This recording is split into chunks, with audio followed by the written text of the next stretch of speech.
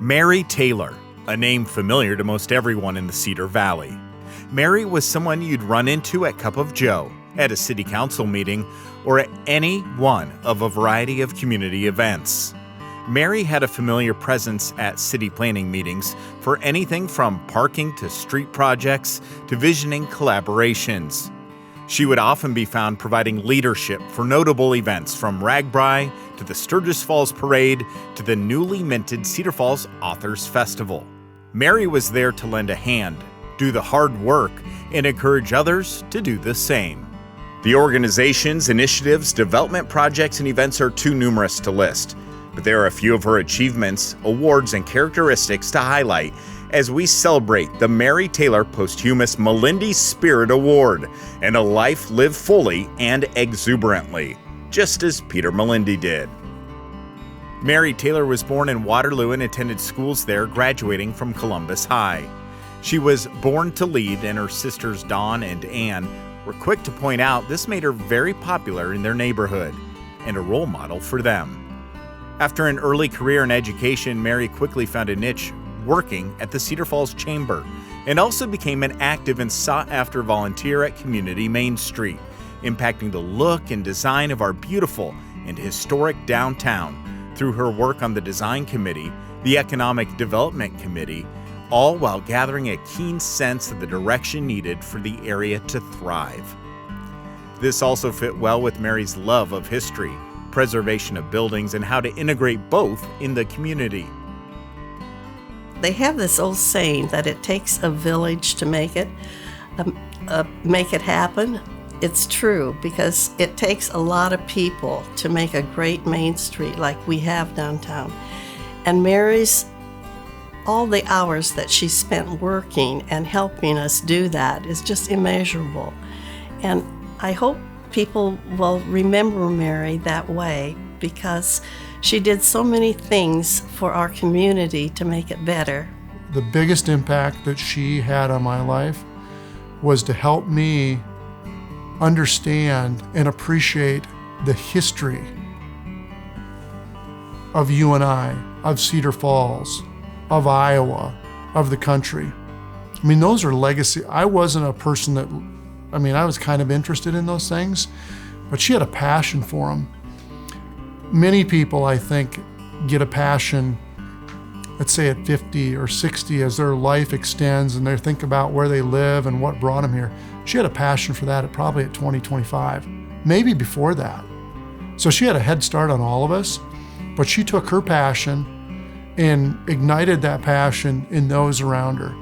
And I'm thankful for that. Mary Taylor was full of civic pride, and she was always all in.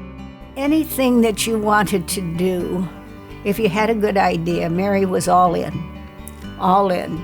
And the people that wanted to do it were mostly all people who, if they said they were going to do it, it was going to get done. It wasn't, oh yeah, I'll do that, and then 10 weeks later you're looking for them. Where are they?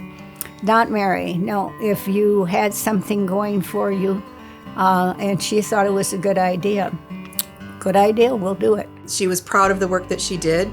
She didn't always like to be in the spotlight, but she would be very honored that she was selected for this award. And for me as a sister, very proud.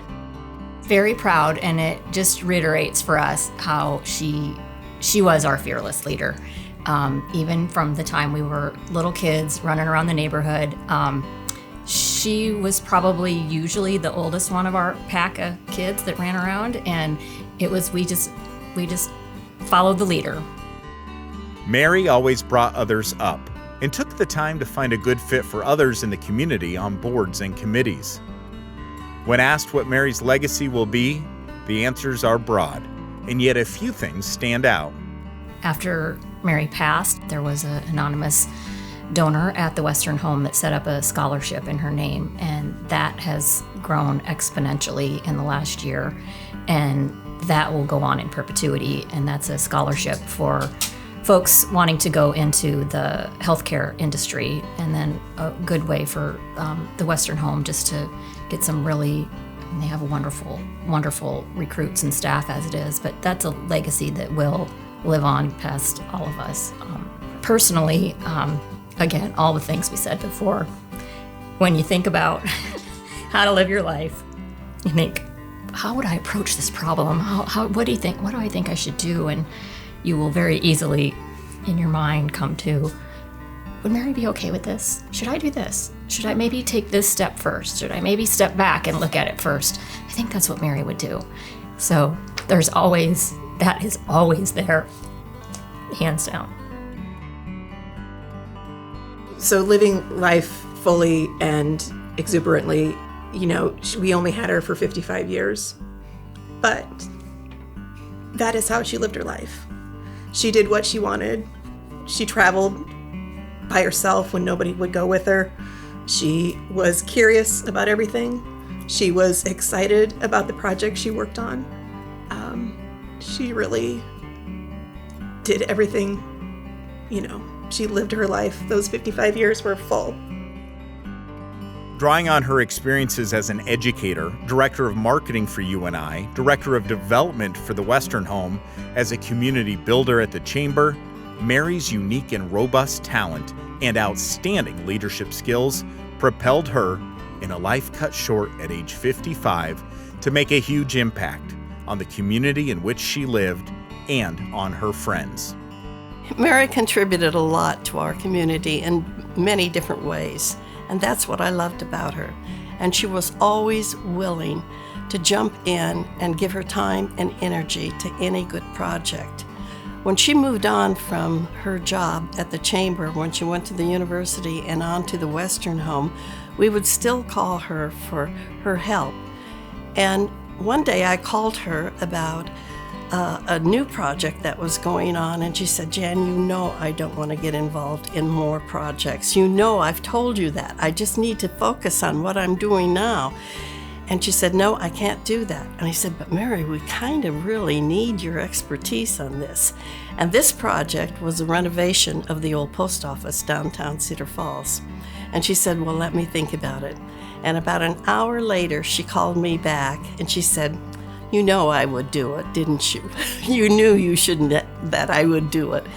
And I said, yeah, I did. And she came back to be the president of that group and help us through that whole renovation project with the post office. She's done a lot to contribute to the quality of our life in Cedar Falls. And that's what I admire so much about Mary. She gave so much to the community she lived in and loved. In all the things that she did, she believed in everything that she worked for. I mean, you saw it in the passion, you saw it in showing up, being present, participating, getting others involved. And that was one of her wonderful, wonderful traits. Mary was a visionary who always worked in the short term for the long-term goal. Her volunteerism, philanthropy, friendship will live on for many years. As one of Mary's dear friends so eloquently stated, Mary is everywhere in this community. She touched every part of it.